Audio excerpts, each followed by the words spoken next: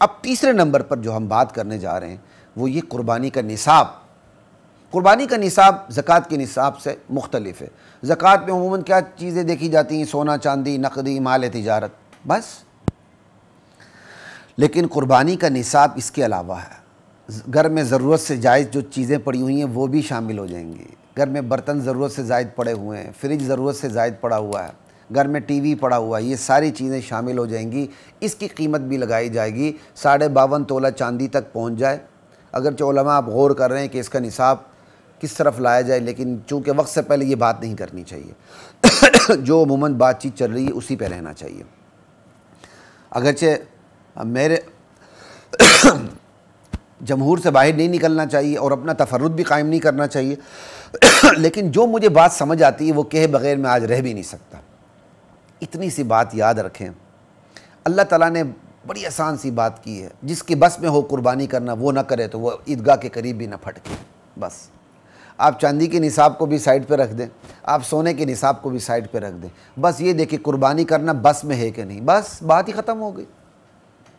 اگر قربانی کرنا بس میں ہے، ٹھیک ہے، سونے کا نصاب پورا نہیں ہے لیکن بس میں ہے، چاندی کا نصاب پورا نہیں بس میں ہے، جانور اتنے سستے ہو گئے، چاندی کا نصاب پورا نہیں لیکن بس میں ہے، تو میری دانش میں قربانی واجب ہونی چاہیے، کیونکہ من وجد ساعتاً فلم یضحی فلا یقربن مصلانا۔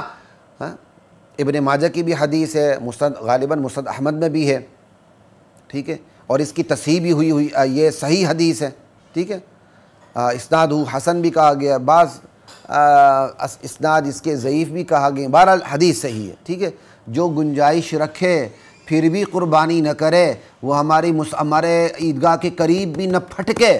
بہرحال چونکہ عمومی جمہور کا قول میں وہی رکھوں گا سامنے، ضرورت سے زائد اگر آپ کے پاس 52.5 تولہ چاندی کے برابر نقدی مالیت ہے تو آپ پہ قربانی آ جاتی ہے، اور اس کے اندر صرف سونا چاندی اور نقدی اور مال تجارت شامل نہیں ہوگا، گھر کی ضرورت سے زائد چیزیں بھی شامل ہوں گی۔ خالی پلاٹ پڑا ہوا ہے، وہ زکوٰۃ والا پلاٹ ہی نہیں، وراثت میں ملا ہوا ہے آپ کے پاس، اس پر کوئی زکوٰۃ نہیں ہے، لیکن چونکہ پلاٹ پڑا ہوا ہے اس کی وجہ سے آپ پر قربانی آ جائے گی۔ زکوٰۃ 1 سال بعد آتی ہے، لیکن قربانی کے ایام چل رہے ہیں، آخری دن ہے، غروب سے پہلے آپ کے پاس پیسہ اچانک آ جاتا ہے، 1 گھنٹہ پہلے، 10 منٹ پہلے، قربانی آپ پر واجب ہو جاتی ہے، اس پر سال گزرنا ضروری نہیں ہے، قربانی ہے۔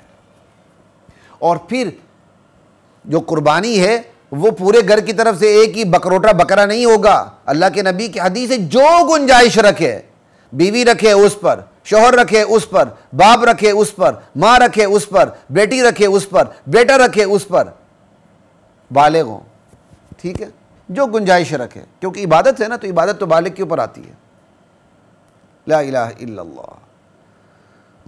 تو اس کا نصاب زکوٰۃ کے نصاب سے مختلف ہے، تو اتنی بات اس پر کافی ہے۔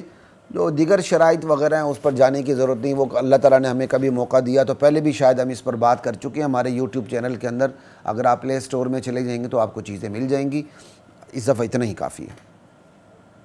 تو یہ بات ہوئی قربانی کے نصاب کے حوالے سے۔ تو ایک بات یہ یاد رکھیے، اب ایک بندہ فرض کر لیں اس پر قربانی واجب نہیں ہے، سمجھ لیں کہ بھائی 52.5 تولہ چاندی کے برابر نہیں، لیکن وہ یہ سمجھتا ہے یار میں قربانی کر تو سکتا ہوں، چلو مجھ پر واجب نہیں، میں نفلی کر لیتا ہوں۔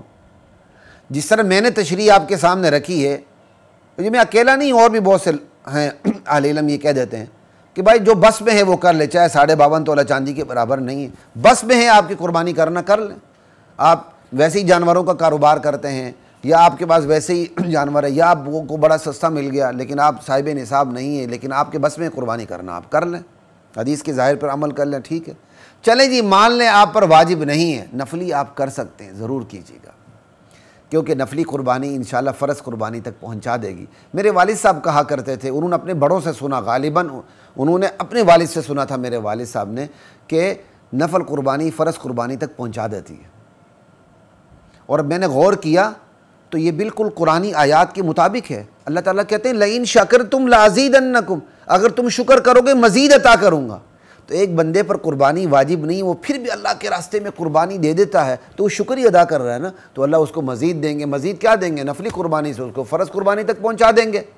میرے والد صاحب 1 سے زائد بہت سی قربانیاں کیا کرتے تھے، اپنے مرحوم والد کے لیے کیا کرتے تھے، والدہ کے لیے بھی قربانی کیا کرتے تھے، بلکہ ہمارے ایک چچا تھے تایا جو لاولد فوت ہوئے تھے، ان کی کوئی اولاد نہیں تھی، میرے والد صاحب نے ان کی طرف سے بھی قربانی کی کہ ان کی اولاد نہیں تھی، ان کی طرف سے کون قربانی کرے گا، تو ان کی طرف سے بھی قربانی کی۔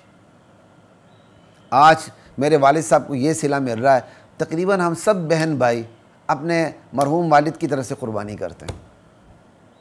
کتنا بڑا صلہ مل رہا ہے کہ ہم میں سے تقریباً سارے بہن بھائی غالباً ایسا ہی ہے، شاید کوئی اپنی نہ بھی کر سکا ہو لیکن کرتے ہیں میرے والد صاحب کے لیے قربانی، اللہ کے لیے کرتے ہیں، ان کو ثواب کی خاطر ان کے لیے قربانی کرتے ہیں۔ تو بہرحال نفلی قربانی بندہ کر سکے، اگر اس پر واجب نہیں وہ ضرور کرے، یہ نفلی قربانی اس کے انشاءاللہ فرض قربانی تک بات اللہ تعالیٰ اس سے توفیق عطا فرمائیں گے۔ ٹھیک ہے جی، یہ تو ہو گئی جی قربانی کے نصاب اور کی حوالے سے بات ہو گئی۔